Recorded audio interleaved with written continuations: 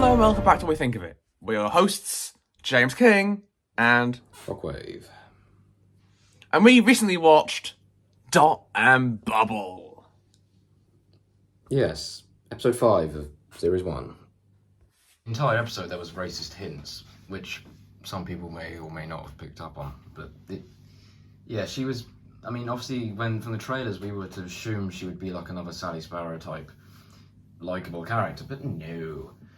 I mean, I get the commentary of like it's worrying in case there might be a society like that in the future. Obviously, I don't think there would be, but maybe like because the whole point is that these were meant to be colonists, and it's not. Again, it is just like we thought. It did feel like a Black Mirror episode, sort of, just with the addition of the Doctor and Ruby. Even if they were barely there.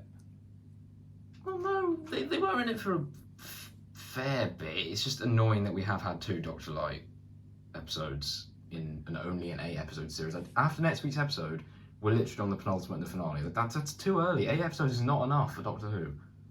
I know, and the protagonist girl in this episode is just so annoying. What, Lindy, I think she was called. I think, yeah. Well, yeah, again, she wasn't meant to be likeable. We were tricked. Obviously, when we found out that she's literally just... Because you either spot it or you don't, about the fact there's just not a single person of colour in the entire complex. I watched the behind the scenes, and Millie Gibson said that if she wasn't playing Ruby, she'd want to play that girl. Lindy is one of my favourite characters in this series. I think if I wasn't playing Ruby, I'd love to play Lindy. So, I do have one...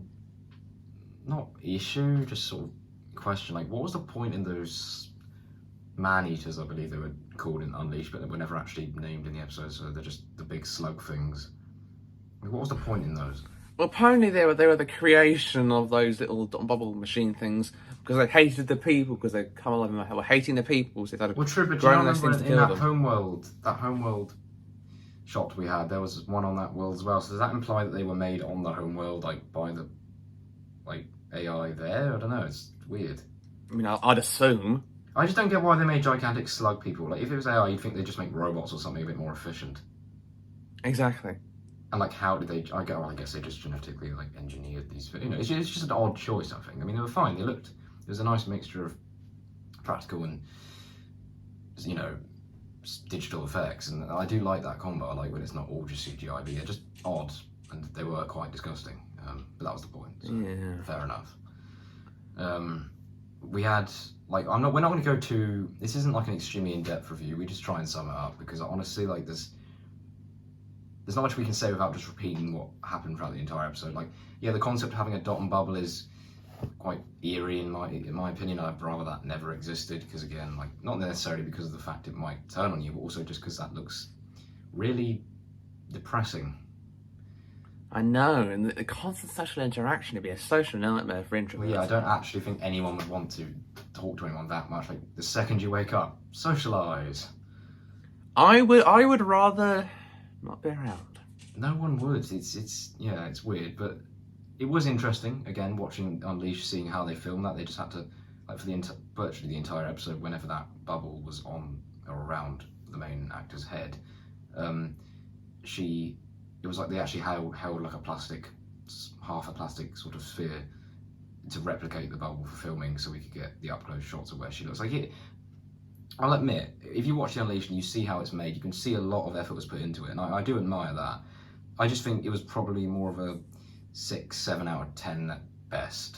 Yeah, the only thing I could say I really liked was the sets. I thought the sets and sort of design... Yeah, that looked good. It very much fitted the vibe. And I kind of liked the sort of futuristic 60s sort of aesthetic. Yeah, again, that's a bit like Loki when they did the sort of 50s or 60s futuristic design for the TVA. It's interesting why... I don't know why people choose to do that, but yeah, it was interesting. But yeah, I guess... Yeah, and then, honestly, I think the only other thing we really will talk about is the ending scene, which obviously, because if you didn't know, fun fact, pretty much everyone knows this now, but it was the first thing Ncuti filmed as the Doctor forgetting the giggle. Like, he would have done that first, but that was a while back, and then when it was actually time for him to film Series 1, he filmed this before the Christmas special. Hence why he was announced in that outfit that literally only appeared this episode. It probably won't appear again. It appeared in the church on Ruby Road for that one shot, because that shot was added extra, and I presume it was added at the time they were filming this episode. I don't think anyone's mentioned that yet, but I clocked on that, you know, when he was wearing the Stetson and the, yeah. So we genuinely thought that would be the only time we saw the outfit, but no, it wasn't this, and it is quite a nice outfit, and yeah, Nshuti's performance for that final scene, considering it was the first scene, and again, it's mentioned in the Unleashed that it's quite a tough scene to do for your very first sort of proper scene as the Doctor, you know, without David Tennant in the spotlight, like, and he did it really well, like, fair enough to him, especially considering he was wrapping up filming of Series 4, which was questionable, of Sex Education. Like, he did really well, and he's got a good range. Like, I'll give it to him, he is a very good actor, and you could feel the emotion of, like, oh my god, great, just because I'm not like you, like, just because you don't see me as perfect, like, means you're refusing help. Like, it is just stupid, and shows how uptight they are in that, you know, supposed future or whatever, like, and I'm glad, like, it really makes you hate them. Like, when they went off to basically just go and die, because, like, the society they're used to, I don't think they'd live very long in a massive woods full of God knows what. So it was actually quite satisfying to see them go to their demise, because, like, you were offered help multiple times, and you just were extremely racist to the Doctor for no reason. But the way he handled that, and the way Ruby, like, tried to come to him, it was just a really sort of hard scene to watch, but just really well acted. So, you know, that was obviously, and I think everyone's going to say this, a highlight of the episode. Yeah. What did you think about it? Do you think it was... I mean, the episode, I just felt it was very middling. Unlike 73-year-olds, the Doctor's absence from his screen, you can really feel his absence. Oh, yeah, I mean, true. And I know we were saying it was sort of felt pointless, and it still sort of does, but we just got to treat it like Turn Left. I mean, the character development from that was reverse as well, we got to remember that, but the only difference is Donna did remember the events of that in her mind, whereas Ruby seems to have sort of remembered but not. And oh yes, we brushed over something. Stupid me. And yeah, Susan Twist did appear again. We knew that would happen. This time as the mother, supposedly the mother of Thingy. Oh, well, and again, obviously we know the character's name hasn't been dropped yet, and the actor's name is just Susan Twist. But Russell said in the Boom commentary, he said, oh, the only reason she's appeared multiple times is because we were low on actors and we decided to use Grant. You can tell that's so, like, such a bullshit comment. So yeah, that is pretty much it for this episode.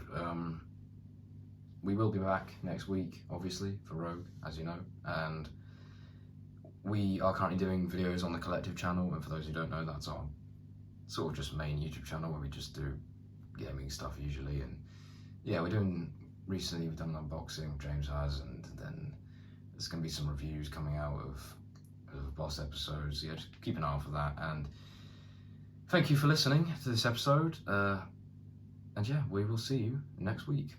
Yes, so we'll see you guys next week for Rogue. And so yeah, it's a good night from me. It's a good night from him. Goodbye.